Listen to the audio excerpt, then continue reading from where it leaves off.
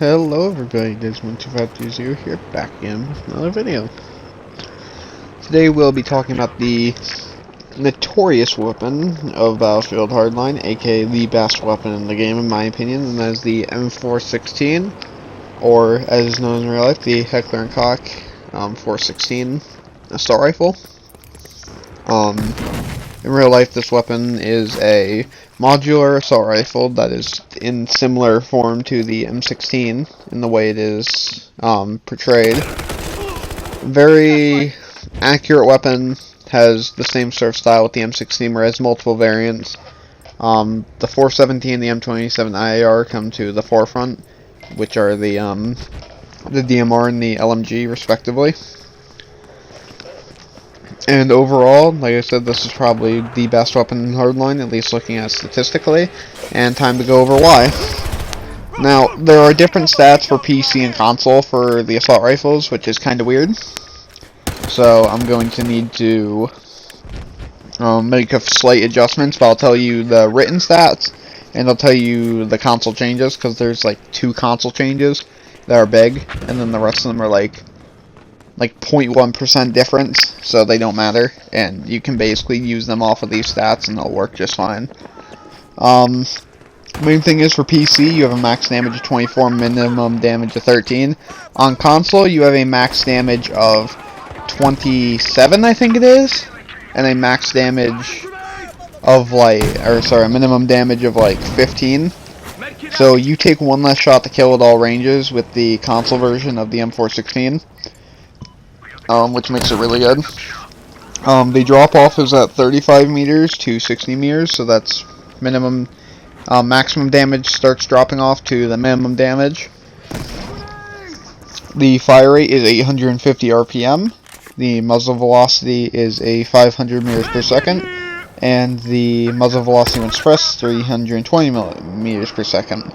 The bullet drop is 15 meters per second squared. The mag size is 31, but it can be increased to 36 with an standard mags. Fires at the 5.56 by 45mm NATO cartridge. Its reload time is 2.6 seconds when empty and 2.21 seconds when there's ammo still remaining. And the recoil is 0.525 up, 0.22 left, and 0.3 right. So it will kick slightly more to the right, but it has fairly little recoil at all. It has a 0.13 spread increase per shot, and that's degrees. And its aiming down sights spread is 0.2. Now the first shot multiplier is also 2.2, so you will be kicking 2.2 times more than your other shots. And time to get down with the stats. So I'm going to do a bit more real life versions. Basically this is a weapon made to compete with the M16 and the M4. And funnily enough, in this game it actually portrays rationally why the M16 is actually a worse weapon than the M416.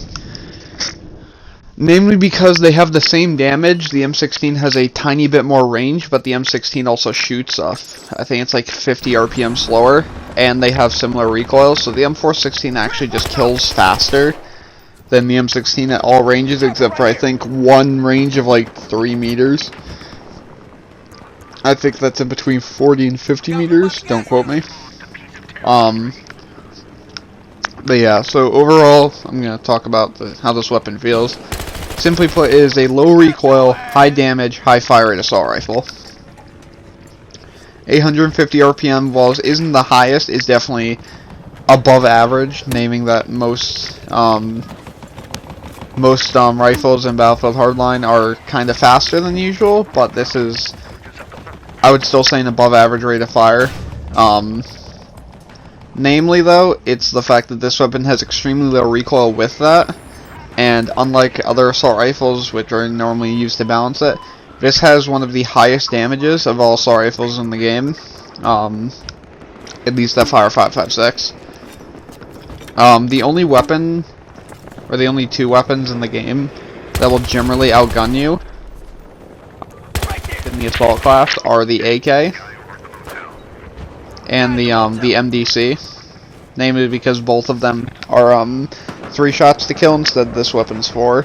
The MDC specifically is the one thing that will truly tear you in half, just because it does so much damage and it fires at 800, or no, it's 750 RPM, which is almost as fast as the M16, so... even in other classes, most battle rifles will actually lose to you, funnily enough, and pretty much most SMGs outside of 10, like, outside of being within 10 meters, you will win a gunfight. At range, this weapon is also fairly good because of its very, very low spread, and it's, like I said, it's higher damage. So, yeah, overall, this is probably one of my favorite weapons in the game. I actually used this weapon when I was going for my Operator Syndicate, and I actually finished my Operator Syndicate because of this, and ended up getting the weapon license for it. Now, I know a lot of you guys are like, well, how do you have the weapon license? Well, technically I got a bribe. A weapon, or a, whatever they call them, the frickin' things that just give you a free one. I think they're called bribes in this game.